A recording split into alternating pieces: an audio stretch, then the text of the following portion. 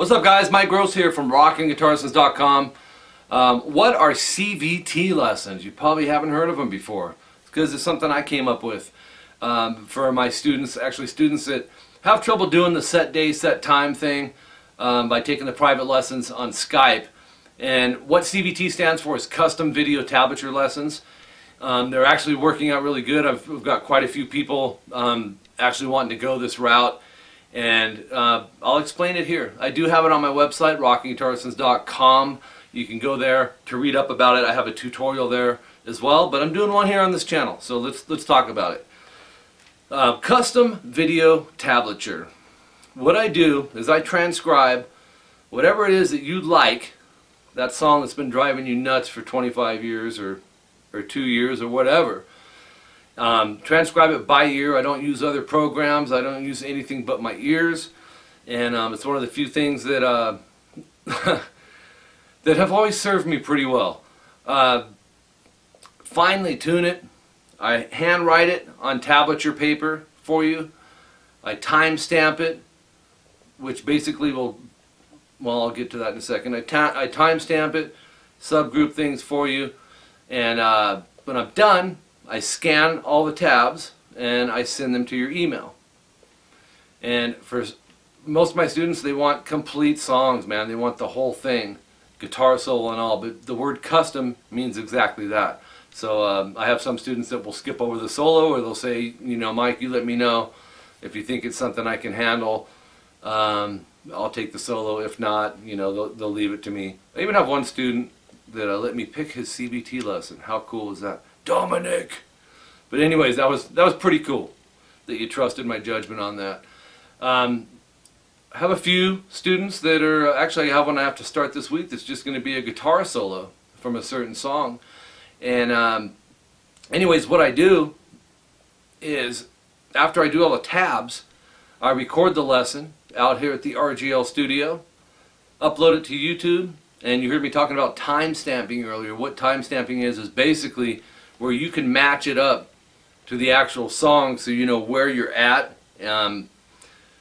I do that more so on the solo, but I will do that rhythmically if there's a lot of rhythm things going on so you don't lose your spot.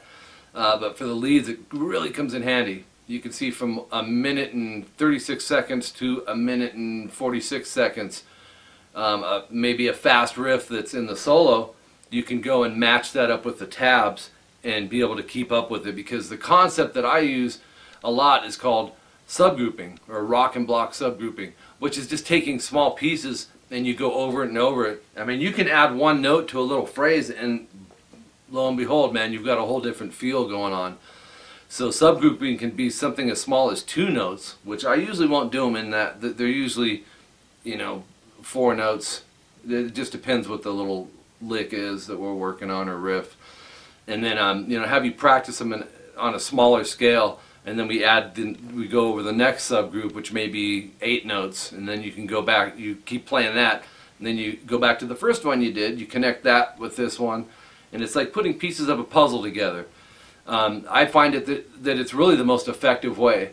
Then, you know, the last part to come together is piecing all of those things together where they flow. Now, if you've stuck it through the microscope and subgrouped it in small pieces and got the inflections right and the timing of all the little things, it's just easier to approach mentally and the actual physical part of playing when it's in a smaller thing. One thing you got to be careful with is when you're subgrouping, sometimes we tend to stick pauses in between them. You know, for example, if you're doing a riff that's going something like that. I'm not plugged in here, but you know, you go over that, you know, 40 times or however many times, who knows, a couple hundred, depending on who you are. Then you move to the next one, and then when you try to connect all that together, you got to kind of let that subgroup concept go and connect subgroup 1 to subgroup 2 and make sure that that everything's flowing with it. It's very effective, and it's really how I learned. I didn't call it subgrouping, it's just a concept that I learned, and when I became a music teacher, I started applying that with all my students, and once I saw the results from it, I'm like, yeah, man, this is cool, this is working. So subgrouping really is the way to go. So anyways, that's what CVT lessons are. Several of my students, and if you're a CVT student, you are one of my students, are liking that way of learning. You can work at it at your convenience when you have time. You may have a busy 2-3 weeks, but you know when you're going to have some set time to go work on your lesson. You'll always have the tabs, you'll always have the video for reference. It's really just a win-win. I charge the hourly Skype rate, which is $59 per hour. The average song, because most people obviously, if you haven't done a CVT lesson, are going to ask. It obviously depends. It depends if you're doing the whole song with the solo, if you're learning just the solo. I would say between $200 and $300 for a complete. It just depends on what we're working on. You know, if we're doing something from Dream Theater, you know, some of their songs are 9 minutes, 10 minutes. It all depends. No one's done a Dream Theater CVT yet, though. That'd be cool. That would be cool. Anyways, you can read up about it more on my website, rockingguitarlessons.com. You may have to scroll over to the middle of the website, and you know it has the drop-down tabs.